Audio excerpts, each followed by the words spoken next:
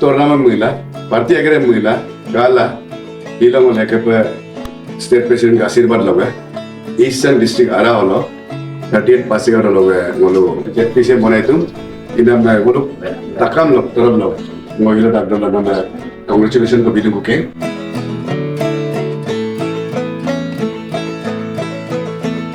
Nongpak pura isyang ke pikai bana apa yang galangka JPM senior nom age lo senior na pirang mai pak ko advisor lalangka ani ana ko kadung lo kom dam ko mai toy bolangka ko collective development mulangka isyang district kam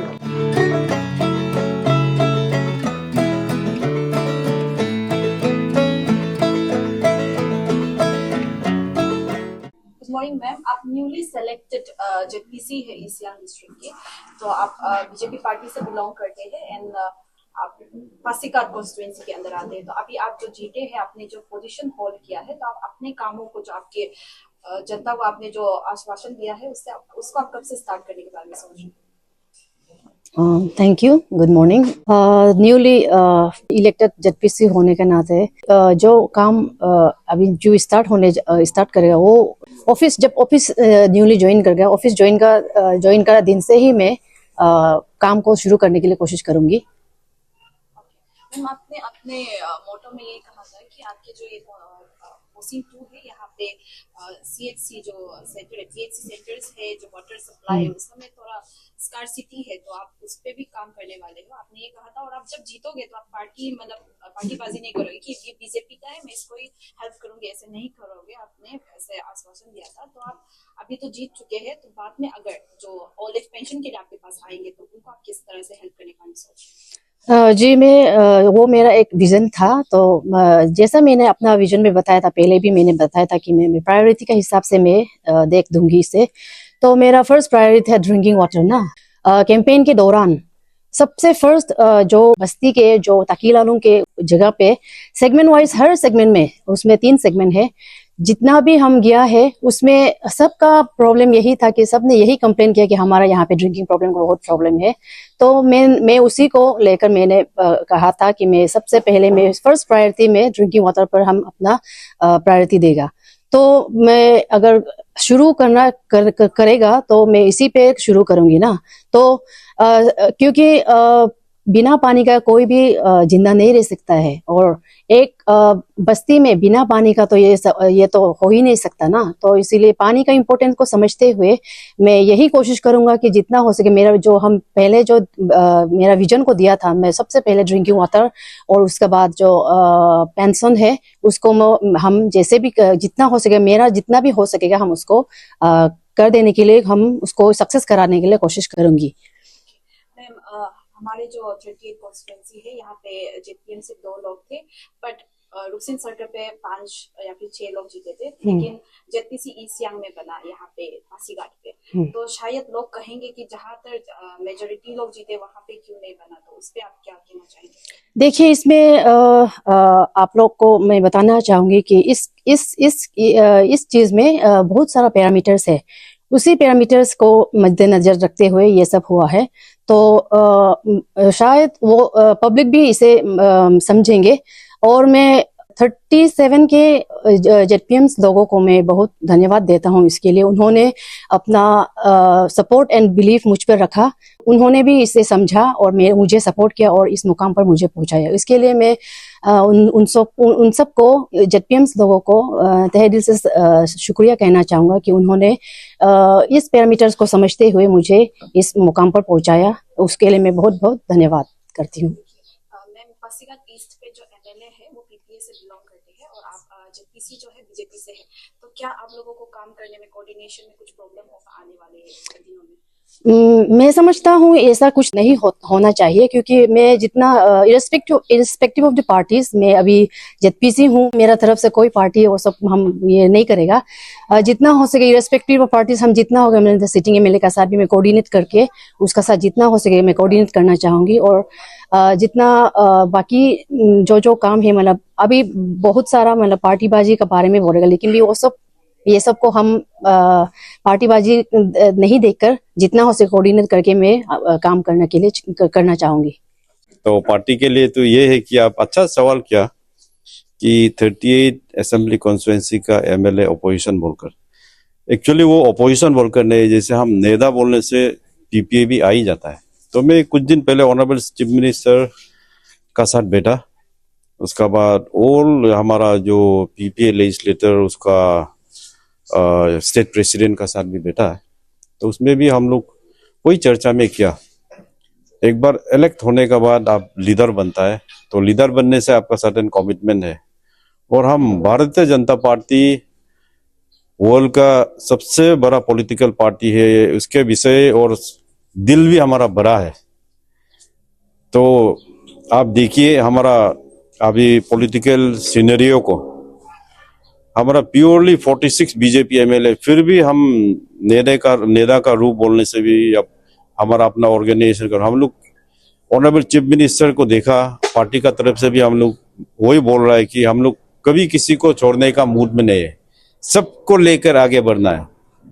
तो उसी के विषय आप ticket के बारे में बोला, ticket हम लोग ईस्ट सियांग का रूथ तबंग बोको को दिया, भारतीय जनता पार्टी का पूरा सोच समझने का बारे दिया। हम लोग 3 असेंबली कॉन्स्टिट्यूंसी है, 37, 38, 39, तो ऑल एमएलएस, और यहाँ में हमारा एमपी भी अपना होम टाउन हमारा ईस्ट सियांग का ही है। हाँ वो ईस्टर्न का है लेकिन होम टाउन है, सबको हम लोग कंसल्ट करके ही टिकट दिया गया। और हमारा डिस्ट्रिक्ट प्रेसिडेंट है, मंडल प्रेसिडेंट है, सबको ही लेकर हम लोग जाकर डिसीजन लेता है।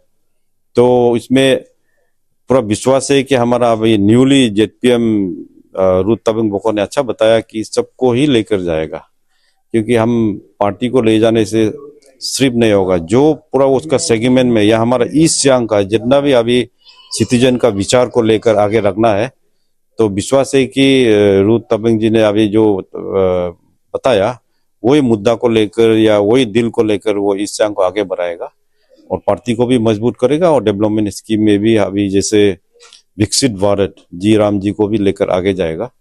तो मेरा तो ये बताना चाहूँगा कि अभी ईस्ट सियांग चाहे वो अपोजिशन हो, रूलिंग हो, एमएलए हो, सबको लेकर आप आगे जाना पड़ेगा, क्योंकि अभी ईस्ट सियांग का इलेक्टेड रिप्रेजेंटेटिव है, आप ईस्ट सियांग का पंचायत का हेड है, क्योंकि ऑटोनोमस बॉडी है।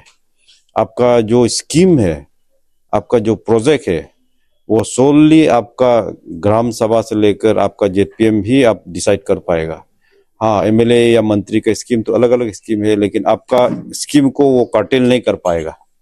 तो ये एक विचार है। सर ये तो पासीघाट की बात हो गई, बट ईटानगर में मेयर बीजेपी फॉर्म करने वाले हैं, तो आप उस पर भी कुछ कहते हैं? मेरा ये पूरा कॉन्फिडेंट है, क्योंकि आउट ऑफ 20 वार्ड हमारा 14 बीजेपी कॉर्पोरेटर है, वो लोग सब साथ मिलकर ईटानगर को कैसे आगे ले जाएगा, क्योंकि वो हमारा कैपिटल भी है। जैसे हमेशा कंपैरिजन में आ ही जाता है, तो कैपिटल आगे बढ़ना है बोलकर ये पूरा उम्मीद है कि अभी का न्यूली इलेक्टेड जो कॉर्पोरेटर है ईटानगर को आगे ले जाने में पूरा दिल लगाकर काम करेगा। और हमारा कॉन्फिडेंट है कि जो हम लोग मेयर के लिए जिसको हम लोग टिकट इशू किया और जो हमारा डिप्टी मेयर के लिए टिकट इशू किया, वो लोग कल सक्सेसफुल आएगा, पूरा उम्मीद है। आज 2 बजे को कॉर्पोरेटर का साथ में एक मीटिंग हमारा पार्टी का तरफ से 2 जनरल सेक्रेटरी बैठ रहा है ईटानगर में। तो विश्वास है कि ईटानगर को आगे ले जाने में हमारा जो बीजेपी का 14 और जो हमारा टोटल 20 वोट है, बाकी अन्य पार्टी लोग भी साथ देगा। और जो हम लोग का मेजोरिटी को देकर हम लोग टिकट दिया, उसको विजयी बनाने में सब कॉर्पोरेटर साथ देगा बोलकर पूरा उम्मीद है मेयर और डिप्टी मेयर के लिए।